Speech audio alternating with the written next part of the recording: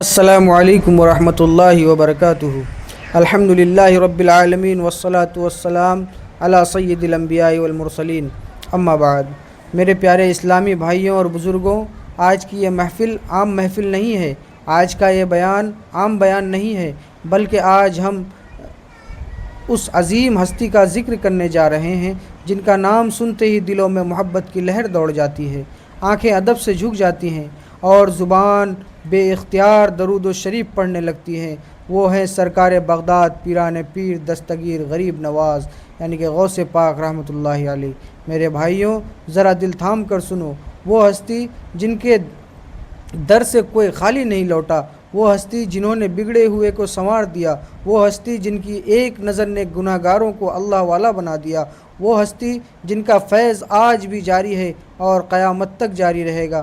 میرے بھائیوں، آج ہم جس دور میں جی رہے ہیں یہ فتنوں کا دور ہے، گناہوں کا دور ہے، بے حیائی کا دور ہے، ہر طرف برائی پھیلی ہوئی ہے، انسان گناہ کو گناہ نہیں سمجھتا، جھوٹ کو عام ہو چکی ہے، حرام کو حلال سمجھتا ہے۔ لیکن ایسے اندھیرے وقت میں اگر کوئی روشنی ہے تو وہ اللہ کے نیک بندوں کی تعلیمات ہیں، اور انہی میں سے ایک روشن چراغ ہے غوث پاک رحمۃ اللہ علیہ، جنہوں نے اپنی پوری زندگی اللہ کے دین کی خدمت میں گزار دی۔ ایک واقعہ سنو جو دل دہلا دے گا۔ جب آپ بچپن میں تھے، آپ کی والدہ نے نصیحت کی کہ بیٹا کبھی جھوٹ مت بولنا، چاہے کچھ بھی ہو جائے۔ پھر جب آپ علم حاصل کرنے کے لیے بغداد جا رہے تھے، راستے میں ڈاکوؤں نے قافلے کو لوٹ لیا۔ ایک ڈاکو آیا اور پوچھا تمہارے پاس کچھ ہے؟ آپ نے فرمایا ہاں میرے پاس 40 دینار ہیں۔ وہ ہنسنے لگا، اسے لگا بچہ مذاق کر رہا ہے۔ پھر وہ سردار کے پاس لے گیا۔ سردار نے پوچھا تو آپ نے وہی جواب دیا۔ سردار حیران رہ گیا، اس نے کہا تم نے سچ کیوں بولا؟ تم بچ سکتے تھے۔ تو آپ نے فرمایا میری ماں نے سچ بولنے کا حکم دیا ہے، جھوٹ نہیں بول سکتا۔ یہ سن کر ڈاکوؤں کا سردار کانپ اٹھا، اس کی آنکھوں سے آنسو جاری ہو گئے۔ اس نے کہا ایک تم ہو کہ ماں کی بات نہیں توڑتے، اور ایک ہم ہیں کہ اللہ کی نافرمانی کرتے ہیں۔ اللہ اکبر۔ اسی وقت اس نے توبہ کی اور اس کے ساتھ پورا گروہ سیدھے راستے پر آ گیا۔ سبحان اللہ، یہ سچائی کی طاقت ہے، اللہ والوں کا اثر کہ ایک سچے بچے نے پورے ڈاکوؤں کو بدل دیا۔ میرے بھائیوں، یہی وہ کردار ہے جو ہمیں سیکھنا ہے۔ آج ہم چھوٹی چھوٹی باتوں میں جھوٹ بول لیتے ہیں، ہم دنیا کے لیے سب کچھ کر لیتے ہیں مگر دین کے لیے وقت نہیں نکالتے۔ ہم نماز کو ہلکا سمجھتے ہیں، ہم گناہوں میں ڈوبے ہوئے ہیں، لیکن اگر آج ہم سچے دل سے توبہ کر لیں تو اللہ کی رحمت بہت بڑی ہے، وہ ہمیں معاف کر دے گا۔ بس شرط یہ ہے کہ ہم سچے ہو جائیں، ہم سچے ہو جائیں، ہم سچے ہو جائیں۔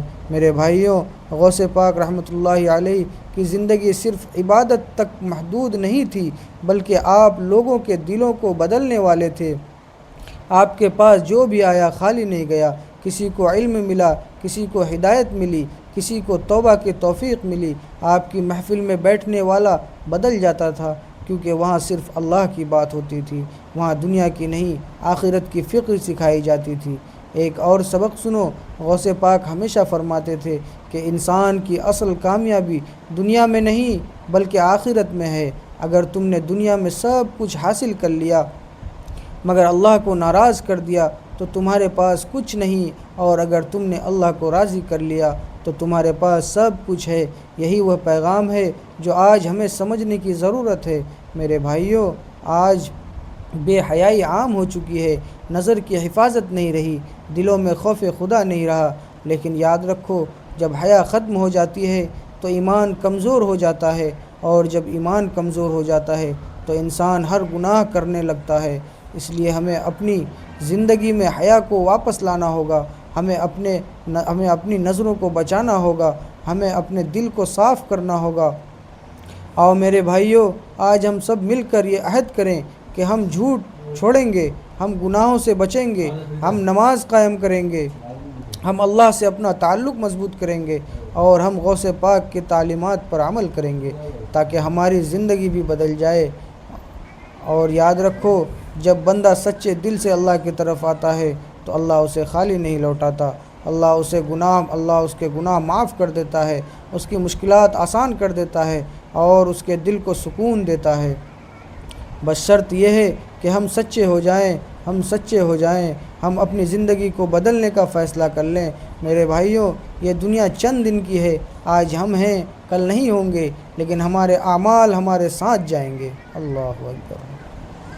اس لیے ابھی وقت ہے، سنبھل جاؤ، ابھی وقت ہے، توبہ کر لو، ابھی وقت ہے، اللہ کی طرف لوٹ آؤ، اللہ کی طرف لوٹ آؤ، اللہ کی طرف لوٹ آؤ۔ کہیں ایسا نہ ہو کہ وقت ختم ہو جائے اور ہم ہاتھ ملتے رہ جائیں۔ آخر میں عرض ہے، اگر آپ کو یہ بیان پسند آیا ہو تو ویڈیو کو لائک کریں، اپنے دوستوں تک شیئر کریں اور چینل کو سبسکرائب کریں، تاکہ ایسے ہی ایمان تازہ کرنے والے بیانات آپ تک پہنچتے رہیں اور ہمیشہ درود شریف پڑھتے رہیں۔